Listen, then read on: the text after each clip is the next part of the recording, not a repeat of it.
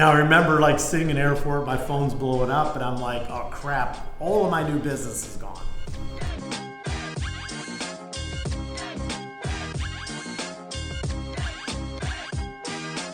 Marty Osborne, a well-proven entrepreneur here in Greenville, South Carolina. We're at the Next Center. And Marty, we were talking about your business, that you had a good partnership going with your former employer when you initially left. How long ago was that? When did you? Gosh, it was about 14 years ago. Yeah, so 14 years ago, you're working for a large company. You then spin out and create a service-based company in a similar area, and had a good thing going until, right? Had a great thing going. Yeah, it's not always that easy. Talk a little bit about that time and what ended up happening.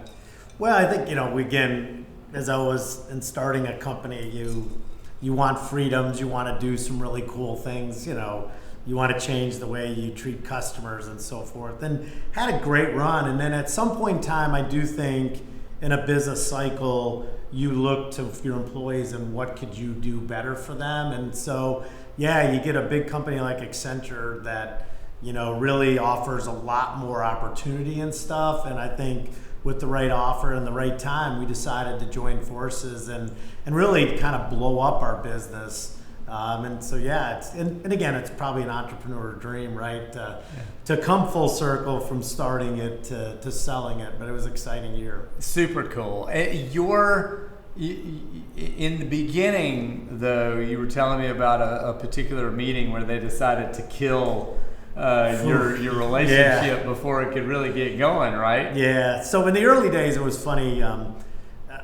There wasn't really a formal partnership, but we believed that the world needed a different way of doing some things. So I broke out, joined a couple other guys, and I think there wasn't a formal partnership. So it used to be like, people like call Marty Osborne. Yeah, like sales guys knew to send you business. They knew to send you business, and they knew that I could take care of them and help them.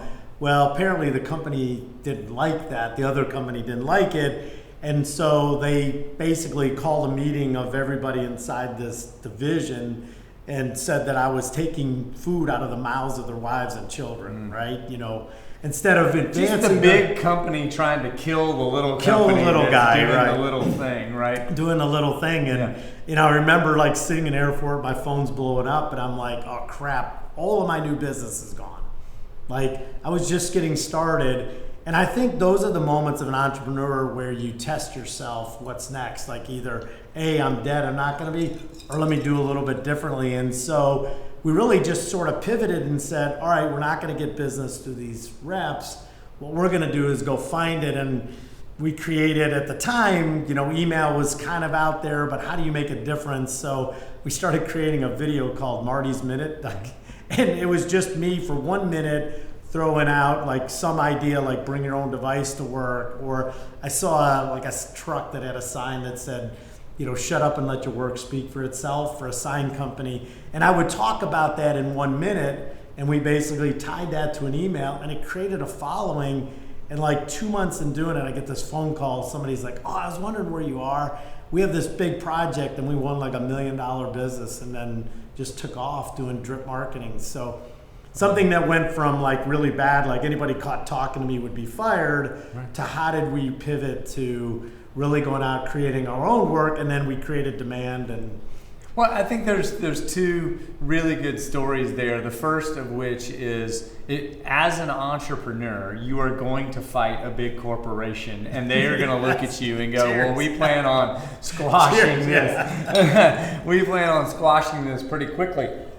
So that's rule number one, and you have to know how to do what you did, which is rule number two, is pivot, find the guerrilla marketing way to keep going, and then grow, probably even past what that informal partnership with the corporation could have done. Yeah, I mean, at the time, it was probably the worst thing that happened to us. In hindsight, it was the best thing, because again, it forced us to become even more innovative, to kind of reach out to new markets. And I think in the end, I hired I hired this girl right out of school, out of College of Charleston, and she helped lead my drip marketing, and she's still with me today. And you know, if we didn't do that, I'm not sure where we'd be. Well, I love it. I appreciate the insights. Good stuff. Yeah. Thanks, Marty. Cheers.